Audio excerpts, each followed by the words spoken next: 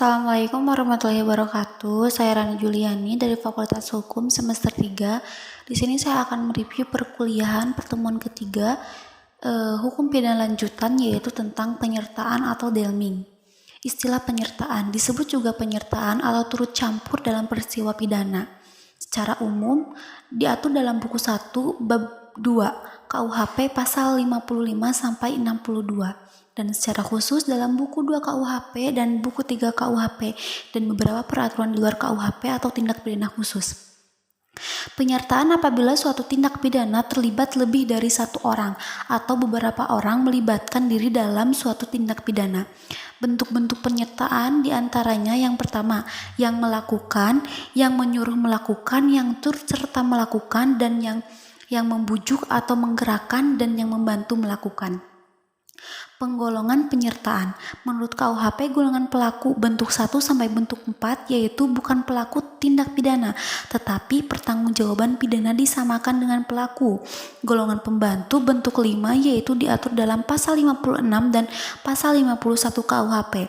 Dan menurut doktrin, bentuk penyertaan yang berdiri sendiri artinya pelaku bertanggung jawab sendiri-sendiri atas perbuatannya, yaitu bentuk 1 sampai bentuk 3. Dan bentuk penyertaan yang pertanggungjawaban peserta bergantung pada perbuatan peserta lainnya, sebab perbuatan yang dapat dihukum yaitu bentuk 4 dan bentuk 5.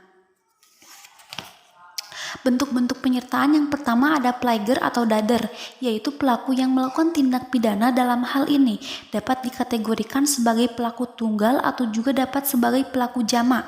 Atas dasar itu ada dua pandangan. Yang pertama, pandangan yang luas. Pelaku adalah tiap orang yang menimbulkan akibat yang memenuhi rumusan delik menurut pasal 55 KUHP. Dan yang kedua, pandangan yang sempit. Pelaku adalah orang yang melakukan sendiri perbuatannya sesuai dengan rumusan delik.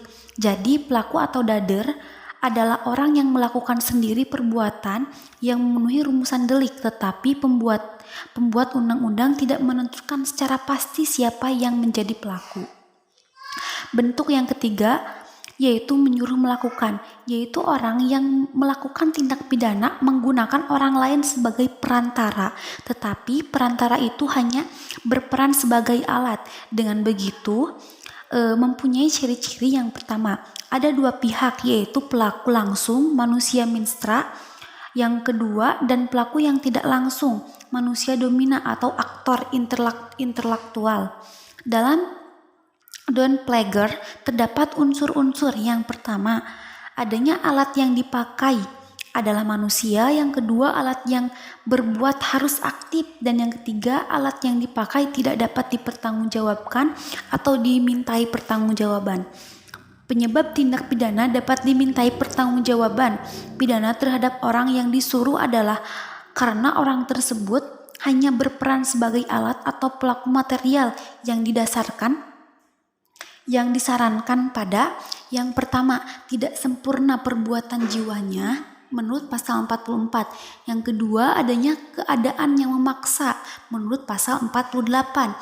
Yang ketiga, adanya perintah jabatan yang tidak sah pasal 51 ayat 2. Dan yang keempat, adanya kekeliruan atau pemaksaan. Dan kelima, tidak adanya atau mempunyai maksud untuk melakukan kejahatan seperti yang disyaratkan dalam undang-undang. Mungkin itu dari saya. Wassalamualaikum warahmatullahi wabarakatuh.